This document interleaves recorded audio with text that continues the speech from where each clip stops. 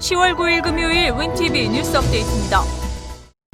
도널드 트럼프 대통령은 금요일 스티브 무누신 재무장관과 낸시 펠로시 하원 의장 간의 대화를 앞두고 트윗에서 부양책 협상은 진행 중이며 더 커질 것이라고 말했습니다. 트럼프 대통령은 공화당 상원이 선거 전까지의 2차 코로나 부양 법안이 나오기 어렵다고 말했음에도 불구하고 선거 전까지 합의를 기대한다며 협상을 독려하는 것으로 풀이됩니다.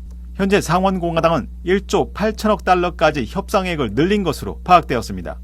펠로시의 민주당에서 제안한 2조 2천억 달러에서 4천억 달러 차이입니다. 그렇지만 민주당이 법안이 포함하고 있는 사업세 인상 계획이 또다시 협상의 걸림돌이 되고 있다고 공화당 측은 보고 있으며 미치 매코넬 상원 의장은 켄터키에서 선거 전인 3주 내에 합의가 이루어지기는 쉽지 않다고 언급한 바 있습니다. 낸시 펠로시 하원 의장은 8일 대통령의 직무수행불능과 승계 문제를 규정한 수정헌법 25조에 대한 논의를 시작해야 한다고 주장했습니다. 수정헌법 25조 사항에 따르면 의회 3분의 2의 동의로 대통령이 직무를 수행할 수 없다고 판단됐을 때 권력을 회수할 수 있습니다. 따라서 대선을 앞에 두고 코로나19에 감염됐던 트럼프 대통령의 건강 상태와 국정 수행을 둘러싼 정치 공방이 가열되고 있습니다. 펠로시 의장은 수정헌법 25조를 발동할 조건이 조성됐는가를 묻는 질문에는 명시하지 않으면서 트럼프 대통령의 건강과 관련이 있음을 시사하는 발언을 내놨습니다. 트럼프 대통령은 자신의 건강은 문제가 전혀 없다면서 오히려 펠로시 의장이 바이든 후보를 추출하고 해리스를 대신 내세우려 하는 것이 아니냐고 트윗하고 크레이지 낸시라고 부르며 펠로시를 비판했습니다. 워싱턴 법무부는 8일 발표에서 연방검찰은 입학지원자 인종차별로 민권법을 위반한 예일대를 고소했습니다.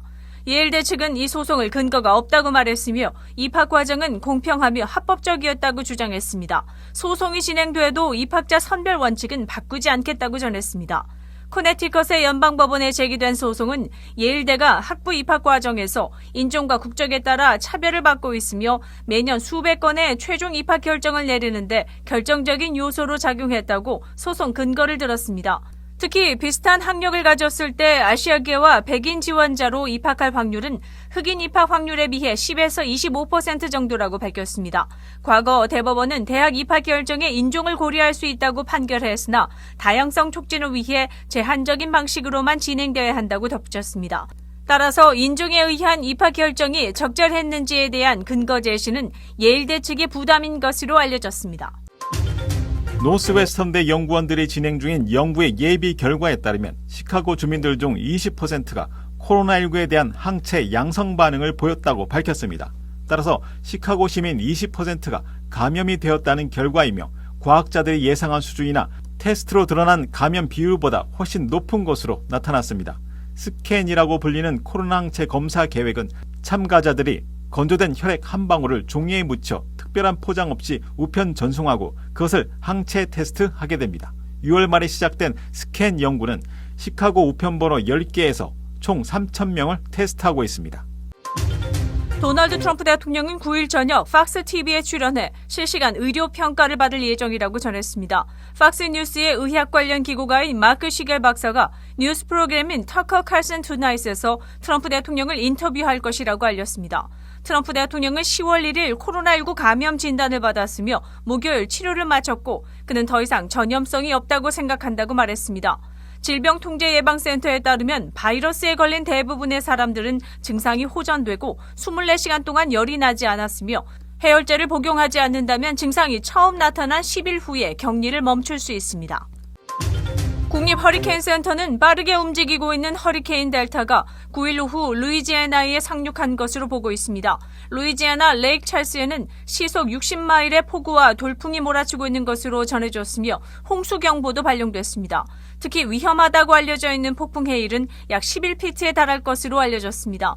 금요일 최대 예상 강우량은 6에서 12인치에 이를 것으로 전했으며 허리케인 델타가 상륙한다면 올해 최다 9개의 열대성 폭풍이 미국 남부에 상륙한 것이며 허리케인은 5번째입니다.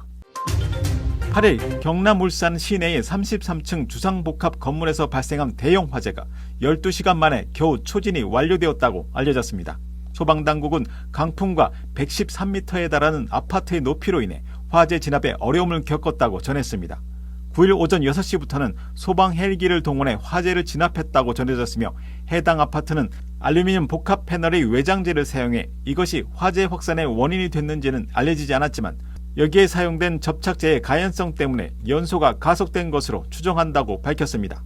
이 화재로 인해 주민 수백 명이 대피했으며 93명이 병원으로 이송됐고 3명이 중상을 입은 것으로 전해졌습니다. 그렇지만 5분 만에 현장에 도착한 선발대로 인해 건물 전체가 화재에 휩싸였음에도 불구하고 사망자 없이 빠르게 대처됐던 것으로 알려졌습니다. 화재는 12층 에어컨 실외기에서 시작돼 강풍을 타고 33층 건물 전체로 삽시간에 번졌다고 알려졌습니다. 화재 진압을 위해 소방관 930명 등 1000여 명이 투입되었으며 148대의 진압 장비가 동원되었다고 알려졌습니다. 10월 9일 금요일 코로나19 현황입니다. 미 전 지역 누적 확진 787만 3,747명, 신규 확진 39,984명, 누적 사망 21만 8,279명, 신규 사망 541명, 지금까지 완치된 사람은 504만 8,625명입니다.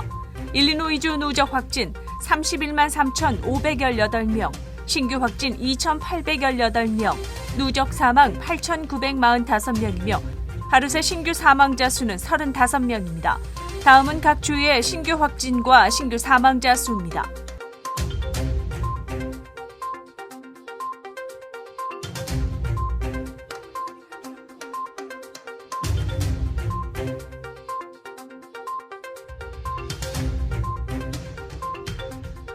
주별 현황과 쿡카운티 주요 한인 거주지의 확진자 안내는 시카고 토털닷컴을 통해 다시 볼 수 있습니다. 윈TV 24.5와 MCTV 24.6 방송은 공중파 채널을 통해 시청하실 수 있습니다.